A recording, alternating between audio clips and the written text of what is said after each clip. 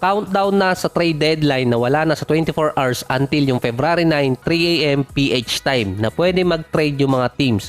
Until March 2 naman ang buyout ng mga players, kasama din dyan yung mawi-wave. Meron kasi mga players na ayaw maglaro sa team na napuntahan nila sa trade. Kaya either way, pwede silang mag-request ng buyout or i-buyout sila ng mismong team. Meron din naman na mga teams na ayaw ilagay sa lineup yung player na nakuha nila sa trade at i-waive nila para naman sa salary cap.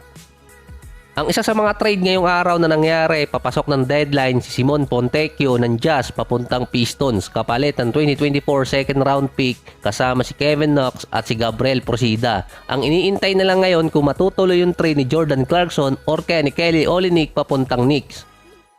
Open ang Jazz na i-trade si Clarkson papuntang New York. Ang report ng The Athletics, merong isang West team pa ang interesado kay JC kaya hindi tinutuloy. Hindi naman binanggit kung sinong team yun. Ang Celtics gumalaw na rin na gusto nila makuha si JC mula sa Utah Jazz since meron silang trade exception na may sasalo ng 1/3 ng contract ni JC kung sakali ngayong season. Iba pa yung susunod na mga taon.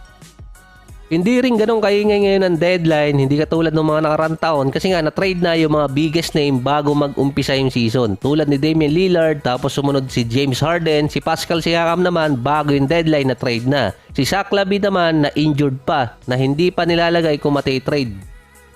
Ang biggest name naman na nilagay sa trade discussion, si LeBron. May naglabas dati ng report na gusto siyang i-trade ng Lakers noong mga nakarang araw para di umano makakuha ng asset or package after retirement niya. Agad kasing sinagot yun ni Rich Paul na hindi magre-request ng trade si LeBron or hindi siya iti-trade ng Lakers. Pero sa mga sports website, yung pangalan niya nasa discussion na nilagay. Base kay Sam Amick, merong isang high official sa Lakers na ikinonsider si LeBron na i-trade. Kaya nga nagtaka yung iba bakit sumagot si Rich Paul about sa rumors na yon. Usually, hindi sumasagot si Rich Paul about sa mga trade rumors dito kay LeBron dahil alam mong hindi mangyayari. Kaya tuloy, naging palaisipan yung tungkol kay LeBron, lalo na nung Knicks versus Lakers. Sa interview kasi ni LeBron, mapapansin doon, ginamit ni LeBron yung towel ng Knicks na base naman dito kay Brian Windhorst, ang unofficial na tagapagsalita ni LeBron at future biographer. Kaya ginamit ni LeBron yung towel na yon ay message para mapuwersa ang Lakers na mag-trade na makakuha ng player na ilalagay sa lineup. Ginawa di umano ni LeBron yon para ma-pressure ang Lakers front office na makapag-trade at makuha yung mga player na inaasahan nila. Base pa kay Windhorst, bakit kasi gagamitin pa ni LeBron ang ganun towel kung wala naman siyang dahilan?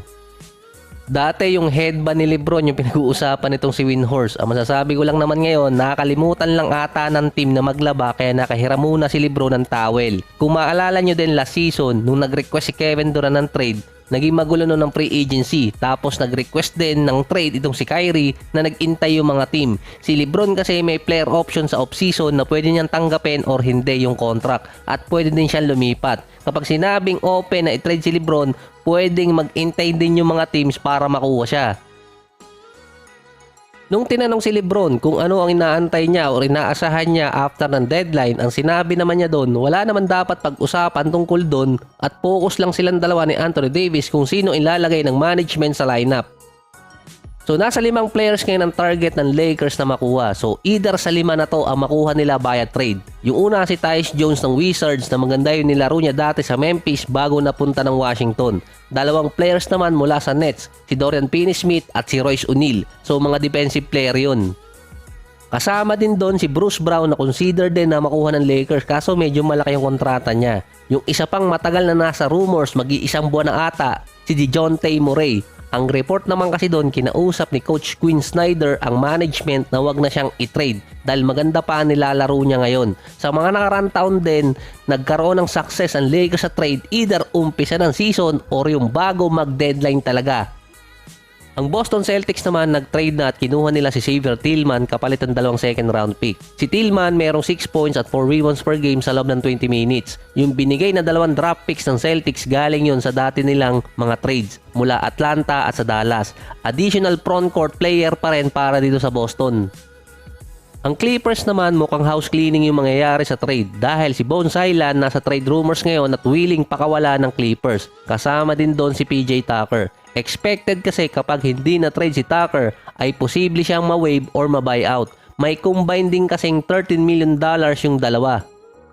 Kapag nawala yung kontrata na yon, pwedeng maalis ang restriction sa Clippers para naman sa buyout season. Si PJ Washington naman ng Hornets ang dinidikit sa Clippers bago yung deadline. May worth $16 million ang kontrata ni Washington at pababa pa yon sa mga susunod na taon, 15 at 14 million.